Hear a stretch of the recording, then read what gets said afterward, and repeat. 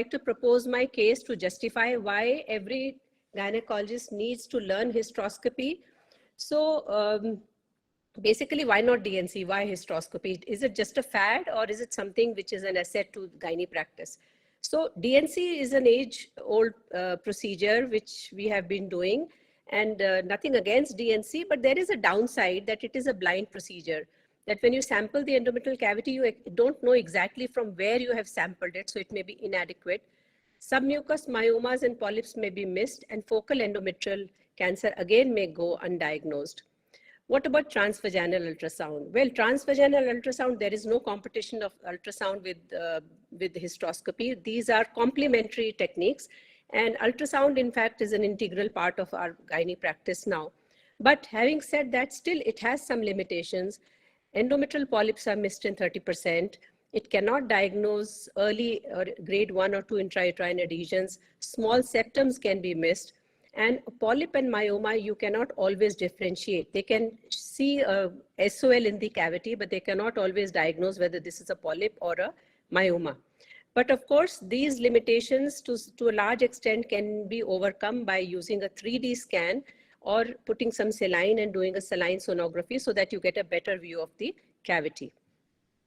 Why hysteroscopy? Well, hysteroscopy is a natural orifice surgery, so it is maximally, minimally invasive. It's a gold standard for diagnosis of intrauterine pathology. Well, seeing is believing, and more than seeing, you can also treat at the same time, at the same sitting if the expertise is available. There is minimal damage to tissues. Even things like evacuating retained products now, people are advising that you should do it without using energy source by a hysteroscope under vision so that you don't damage the rest of the endometrium when we do blind curettage. And it has very low complication rate when you do it after proper training. So coming to instrumentation, which is my topic today. So equipment, basically equipment as far as the endovision system is concerned is the same as you would need for laparoscopy. What you don't need is an insufflator here, but you need the camera, monitor, light source. You need the telescopes and their accessories. You need something to put, anything to distend the uterus, because uterus is a potential space and you need to distend the walls so that you can see inside. You need a suction if you're particularly doing operative hysteroscopy to maintain a continuous flow, to clear your view, and also to maintain a continuous flow so that you do not unduly cause fluid overload. You need an energy source if you're using resectoscope with an energy source. And of course, you must have something to document. It is very, very important. I document every diagnostic and operative hysteroscopy. For the last almost 15 years, I have a hard drive which has every patient. I may or may not give it to the patient, but it is self-learning. You can always go back and see. So what do you need in terms of hysteroscopic equipment? You need a telescope. You get different telescopes, but the standard ones are 2.9, 4, and now there is 2 millimeter is also available, which is good for office hysteroscopy because it is very thin.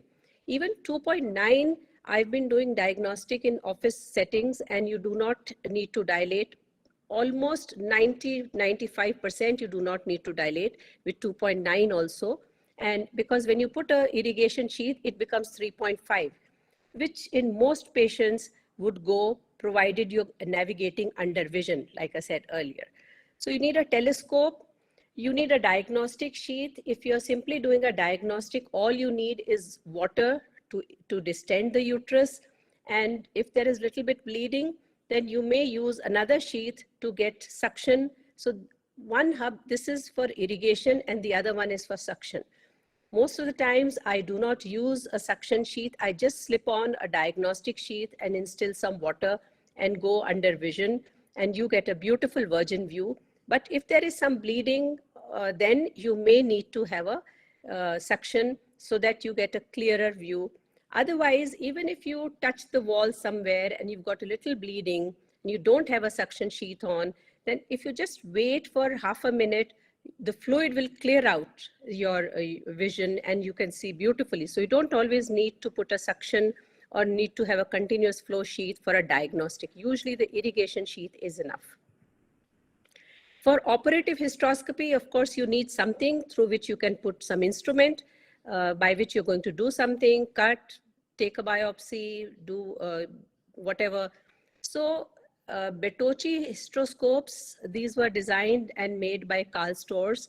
Bertocci is an Italian person who still lives and comes for conferences to India. So Bertocci designed these hysteroscopes, the major difference being that the outer sheath is oval instead of round. And his logic was that if you look at an internal loss in its natural sort of shape, then it is broader side to side than up down. So if you try and insert a scope which has less of an AP diameter, then you can, without dilatation, go through, and once you're inside, then you can turn and get back into your zero position. So that was the fundamental principle why he designed an oval sheath hysteroscope, which is called by the name of Bertocci. By his name, it's a Bertocci hysteroscope. So you have internal sheath which has attachment for water, for irrigation. The internal sheath also has a side channel through which you can put scissors, you can put grasper, you can put, actually there are a whole lot of things. You can put electrodes, you can even connect these electrodes to unipolar or bipolar electricity. Although most of the times we use Bertocci without energy source, but you can use energy source also. And then this is the outer sheath. So always remember, when you have slipped both inner and outer sheath, then the hub which is closer to the surgeon or to you is always irrigation, and the one away from you is always suction. Whether it shows on this, some companies make an arrow, some don't. So like if you see this assembled Bertocci hysteroscope, this will always be irrigation, this is towards you. And this will always be suction, whether it's a resectoscope, whether it is an operative hysteroscope, whatever. That principle always holds good, because a suction sheath is always applied above the irrigation. So the suction hub will always come on top, and that is why it is further away from the surgeon where you attach a suction. Sometimes if you just do it the wrong way, you will not be able to see anything. So operative sheaths for these Bertocci hysteroscopes you can have with 4 mm, which will give you the outer channel about 6.5 millimeters. So usually with these we end up dilating in almost 50–60%. But if you use a 2.9 millimeter telescope, then the outer sheath is only 5.5 with the whole assembly. When I say outer sheath, with the inner, outer, with the side channel to put the instrument for cutting, grasping, the outer channel, the outer sheath is only 5.5. So most of the time you can go in without dilatation or a very minor dilatation. You can put the 2.9 mm telescope with the Bertocci sheath. So in fact, the question arises, which one should you buy? There is 2, 2.9, 4 mm. Earlier we had only 4 mm. And although it worked very well, we did diagnostic, we did operative. But I remember long time in AIIMS when I started, that once in a while I had to abandon a patient for operative hysteroscopy, particularly the postmenopausal ones, because I just could not get my resectoscope in. Because with 4 mm, it almost became like 8–9 millimeters and I could not dilate it up to them. So if you have to buy only one, then I would say buy a 2.9 millimeter telescope, which you can use both for office as well as for your OT purpose. If you if you can buy one separate one for your OPD for without anesthesia and office procedure, then you can have an additional 2 millimeter telescope, which is very, very convenient to put in the OPD without giving any kind of analgesia or anesthesia. So the side channel, which I was saying, you can put these instruments. So common ones are scissors, biopsy forceps, graspers. Then you can have an electrode, which you can connect to either monopolar or bipolar. But you can have a lot of other fancy instruments also, like this one. This is like a snare. This is a little basket which you can put around a polyp, and you can just cut through the polyp base and take it out. This is a small, tiny myoma hook, which if there's a small myoma, you can actually fix it to the myoma, and then, you know, with little tugging and pulling, you can actually put, of course, a small myoma only, but this you can do as office procedure with this small myoma hook. So all these are additional instruments which you can have. Coming to resectoscope. So resectoscope, you can have now both monopolar and bipolar. They work the same way. There's no difference in technique. The only difference is that with bipolar, you can use normal saline, which gives you a more safe, bigger safety margin as far as fluid deficit is concerned. Although if you keep a watch, then you should not have a fluid deficit with anything, with glycine or with saline. But still, if you are having fluid deficit, then you are safer with a bipolar. So you can get these resectoscopes with outer sheath for 5, 7, and 9 millimeters. So the 9 millimeter goes with 4 mm telescope, 7 goes with 2.9, 5 goes with 2 mm telescope. So all these you can see, you can buy according to what kind of service you want to provide. If you want to look at the different parts of the resectoscope, this is the working element, or this is the innermost sheath, which has the telescope inside. Then this is the outer sheath, and this is the assembled resectoscope. So resectoscopes, since like I said, you can now have monopolar and bipolar both. So they are again very similar looking instrument, the electrodes, the loop, the Collins knife, the ball, but they are a little different as far as how the energy goes through the loop. So this is a monopolar, this is a bipolar, but you can use any of them. We then need, once you have a good audiovisual system, you have a hysteroscope to go in with. Now you need something to distend the uterine cavity. Now remember, uterus is a muscular organ. The same procedure with the same instruments urologists used to do with bladder. But bladder is, muscle is soft. It is used to dilating or sort of, increasing in capacity so many times in a day. So it is easy to dilate or distend the bladder. Whereas it is difficult to distend the uterus because it's a small muscular organ. So we need something. Earlier people started using carbon dioxide, but then they realized that you can only do a diagnostic with carbon dioxide. So carbon dioxide is completely out. It is now all water-based. So basically, we have electrolyte and non-electrolyte fluids, which Dr. Milind will take up in the next talk.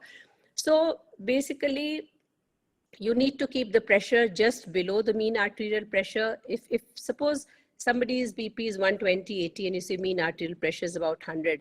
If you keep the pressure inside the uterine cavity lower than the mean pressure, then you will have blood coming from the intravascular space into the uterus. So this is how it looks on a hysteroscopic view. You will see like streams of, or rivulets, of blood coming down because the pressure is inadequate. It is not enough to seal the mouth of those little arterioles. If you keep the pressure too much, if it is 150, then the gradient is now from the uterine cavity to the intravascular space. So you will have more and more fluid going from the uterus into the intravascular space. And if you're not monitoring your fluid balance well, then you're likely to have a fluid deficit and all the complications of fluid overload.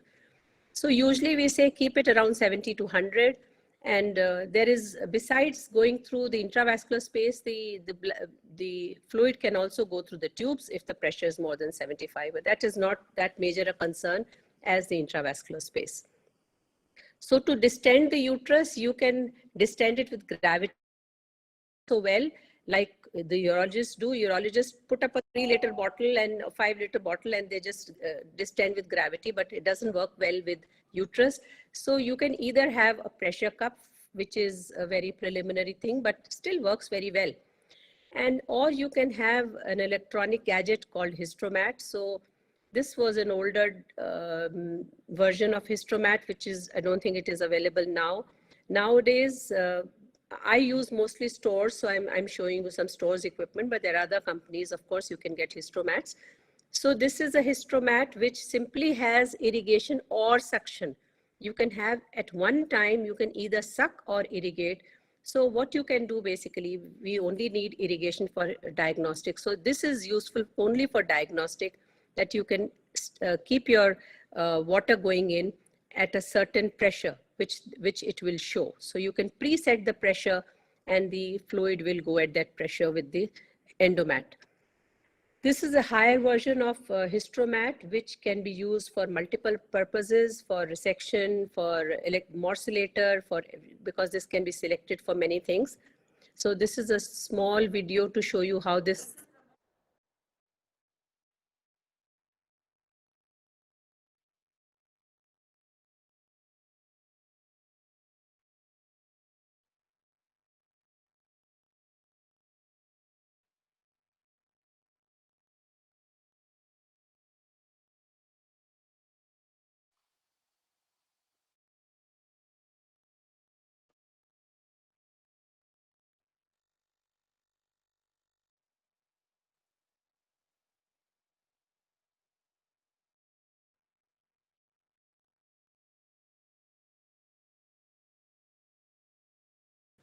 So this is a more advanced Hystromat, and shaver is basically a morcellator. The stores people call it shaver.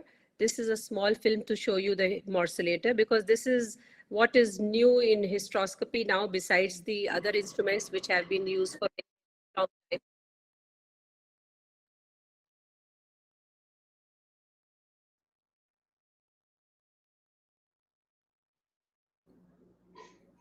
Ma'am voice नहीं है, आप you do the talking. हाँ, नहीं ma'am, सुनाई नहीं दे रहा. सुनाई नहीं दे रहा? Oh no dear. मैम. अच्छा, ओके. सो ये तो मेरे लैपटॉप की ही वॉइस है. आप तक नहीं आ रही? नहीं नहीं मैम. अच्छा, तो फिर मैं ऐसा करती हूँ, मैं इसकी आवाज बंद करके I will speak. Yeah that will be better. Yeah okay okay.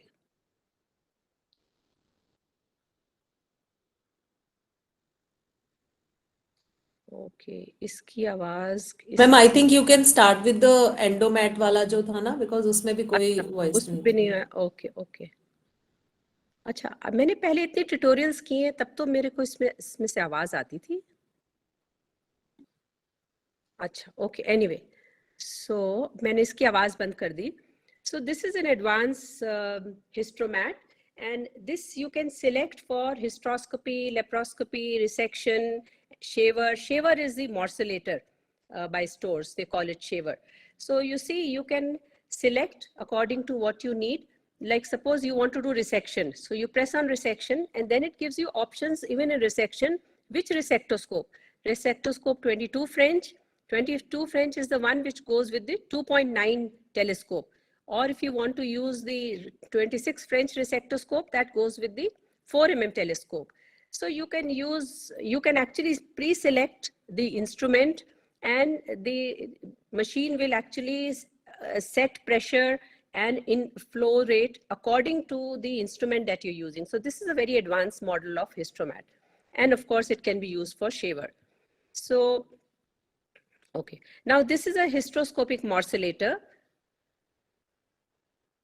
Okay, so you see, this is in this equipment, this is a morcellator in my right hand, and in the left hand, this is a telescope which is at 90 degrees, so that it doesn't come in the way when you put the morcellator into the other channel. This morcellator rotates from in 180 degrees. It does not like go around 360 degrees when it actually just nibbles, a polyp or a small fibroid. So just keep कुतरता है literally ये fibroid को या polyp को. So just keeps rotating, and when this is a foot pedal. So जब आप इस foot pedal को, when you press it like half, then it will just activate your pressure pump, because initially you need distension and good vision, only then you're going to be able to morcellate.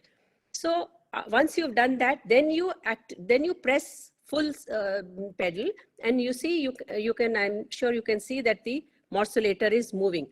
So this is an instrument where no energy is going into the patient. This is a mechanical morcellation, which can be used for polyps and small myomas. Big myomas, they will bleed and you cannot do it. This red tubing is suction, from which the chips come out. The other advantage with this morcellator is that it has a wide tubing, and while you're cutting these small chips, because they're very tiny, they just keep getting sucked and your view is clear. The blue tube is your irrigation, and the pink tube is your suction. So this is a hysteroscopic morcellator. This is diathermy, of course. I don't need to tell you anything about it. And this is the last slide. So let me just. This is the last little video which I'm showing you, because once you have all the equipment, you must know how to place things in your OT to be working ergonomically, plus, comfortably, and your equipment is placed where it should be placed. Recently, I went to a hospital where I have not been working, a new place, to do some hysteroscopy. So the person was very helpful. When I reached, the whole resectoscope was already assembled. That means, you see, so many things go into the resectoscope. Let me just show you this.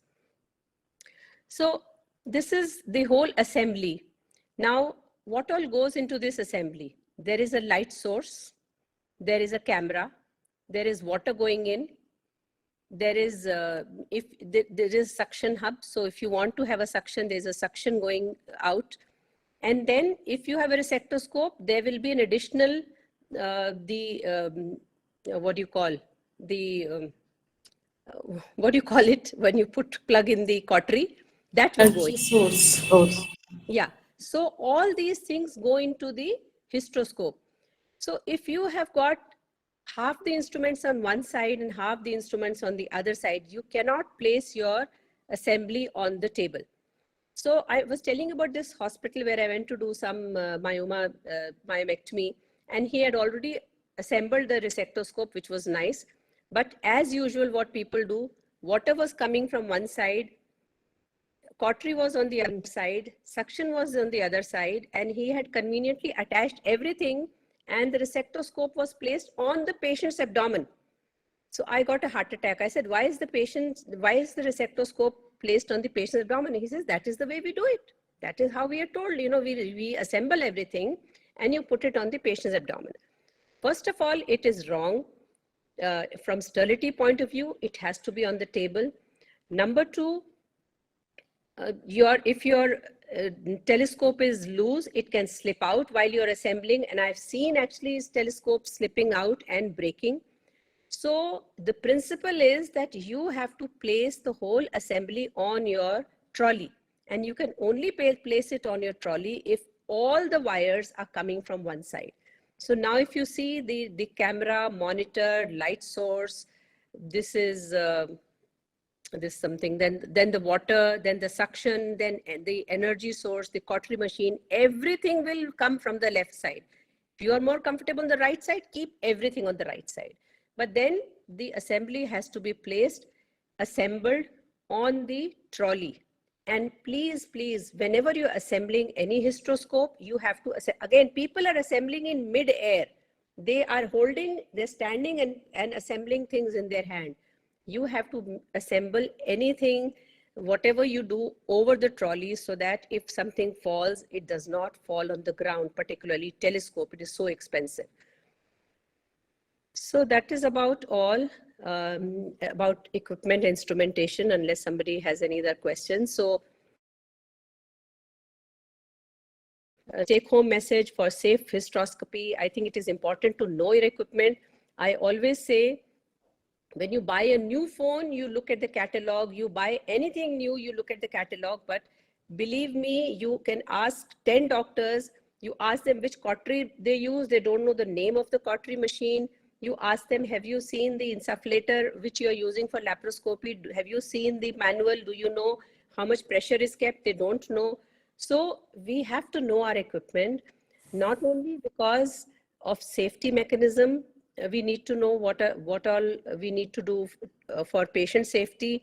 If something goes wrong, Hindustan में वो फांसी का फंदा सिर्फ surgeon के गले में ही होता है. Like in England, if you're doing hysteroscopy or a laparoscopy, then there are certified technicians for an endoscopy OT, and they are also responsible. But here, you have to know everything about your equipment. There is absolutely no excuse about not knowing. You also must know some troubleshooting. Recently in the AIMS workshop, I was doing a myomectomy, and I was feeling so embarrassed. मैं उसको काट रही थी, myoma cut ही नहीं रहा था. And I thought, my God, ये क्या हो रहा है इतने सालों बाद मैं myomectomy नहीं कर पा रही, because I was just activating the pedal and the myoma तो काट ही नहीं रहा था. Because I always use pure cutting current, and I was by mistake pressing on the blue pedal, so it was not cutting. So simple things. So we need to know manufacturers' guidelines to maintain patient safety. We need to know how to maintain our equipment. Particularly hysteroscopy equipment is very, very delicate. Those scissors, graspers, they break very easily. They are expensive. So please handle the instruments delicately and follow all the safety precautions. Thank you very much. Thank you, ma'am. I think it was a wonderful talk discussing about the very basics, all kinds of diameters available in hysteroscopes and all those things. And I think we can take few questions, ma'am. Dr. Sharda Jain, ma'am, can we take few questions if there are some questions? You made things very, very simple. I think nothing has been left for me to comment anything. Sir? Yeah, excellent talk, madam. In fact, he brought out relevant points. You know your equipment first, then only touch it. And secondly, you should have trained staff with you always. In case you have to go to some other place, carry your trained staff because you may not have the right people over there.